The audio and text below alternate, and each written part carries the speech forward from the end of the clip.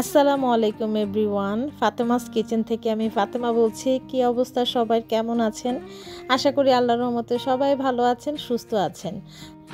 আলহামদুলিল্লাহ, আমরা আল্লাহ তাআলার অশেষ রহমতে ভালো আছি।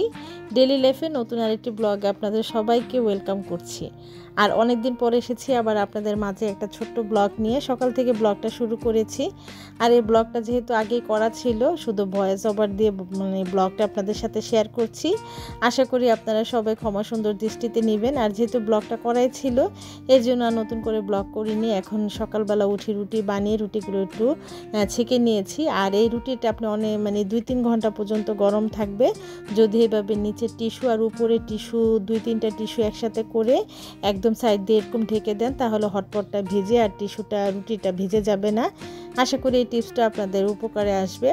আর এখন কিন্তু আমি আমার বিড়ালগুলোর জন্য খাবার বসিয়ে দিয়েছি। এখানে মাংস, কলিজা, মিষ্টি কুমড়া, গাজর সব কিছু দিয়ে একবারে বসিয়ে দিয়েছি। আজকের ভিডিওর কোনো অংশ যদি আপনাদের কাছে ভালো লেগে থাকে, তাহলে শুরুতে আর একটি রিকোয়েস্ট, যারা এখনও আমার চ্যানেলে একটি লাইক দেননি, একটি লাইক দিয়ে চ্যানেলটি কন্টিনিউ করবেন। আর আজকে যারা নতুন দেখছেন, চাইলে চ্যানেলটি সাবস্ক্রাইব করে পাশে থাকা বেল বাটনে প্রেস করে রাখতে পারেন, যাতে নতুন ভিডিও দেওয়া মাত্র নোটিফিকেশন পেয়ে যান।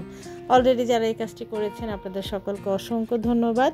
দেখিয়েছি যে আমি আজকে একটু মগজ ভাজি করবো, এই জন্য মগজটাকে আগেই আমি পানিতে ভিজিয়ে রেখেছিলাম। ওইটাকে এখন একটু হলুদ দিয়ে ভালো করে সিদ্ধ করে নিয়েছি। নিয়ে এখন আমি মগজটা ভেজে নিব। আসলে এক একজন এক এক রকমভাবে মগজ ভাজে। আমি যে প্রসেসে মগজটা আসলে ভেজে নিই, ওইটাই আপনাদের সাথে শেয়ার করছি। আশা করি আপনাদের সবার পছন্দ হবে। আর আপনারা কিভাবে মগজ ভাজি খান তা অবশ্যই কমেন্ট করে জানাবেন। এখন আমি হাতে চটকিয়ে নিয়েছিলাম মগজটা, ওইটাকে এখন আমি দিয়ে দিচ্ছি। আর যেহেতু এটা কুরবানির মগজ ছিল, আমি আসলে তখন খাওয়া হয়নি, আর আমি একটু পরেই খাই।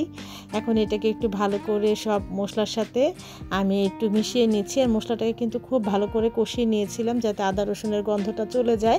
আর মগজ ভাজিতে আদা রসুনের গন্ধ থাকলে আসলে ওইটা খাওয়া যাবে না।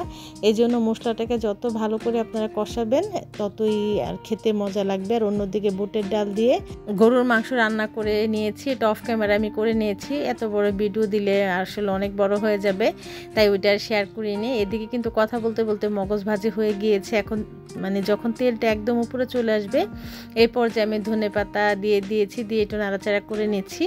আর এখানে আমি একটু গরম মশলা দিয়ে আমি নামিয়ে নিয়েছিলাম। সাথে ছিল পটল ভাজি। আমার খুব পছন্দের একটা খাবার পটল। আপনি আমাকে যেভাবে খেতে বলবেন, কাঁচা ছাড়া, আমি ওইভাবে আসলে পটলের তরকারিটা খেতে পারি। দুপুরে খাওয়া দাওয়া কমপ্লিট করেছি। এদিক দিয়ে কিন্তু আমার বিড়ালগুলো খুব বড় হয়ে গিয়েছে। আপনারা দেখেই বুঝতে পারছেন, যেহেতু অনেক দিন পর, প্রায় 1 মাস পরে আমি আপনাদের সাথে ভিডিওগুলো শেয়ার করছি।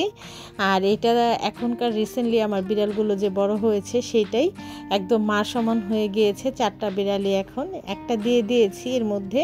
এখন এই যে এই 3 জন আমার কাছে আছে। প্রথমে আমার হাতের ডান পাশ থেকে ছেলে, তারপরে 2টা মেয়ে। এখন ওদের আমার মেয়ে দেখেন পড়াচ্ছে, যেভাবে লাঠিটা যেদিকে নিচ্ছে ওদিকে ওরা বারবার তাকাচ্ছে। ভাবলাম আপনাদের সাথে আজকে একটু শেয়ার করি। এই ছিল আজকে আমার ব্লগটা। আর আজকে আমার ব্লগটা কেমন হয়েছে তো অবশ্যই কমেন্ট করে জানাবেন। আজকের মতো এখানে বিদায় নিব। সবাই ভালো থাকবেন। আল্লাহ হাফেজ।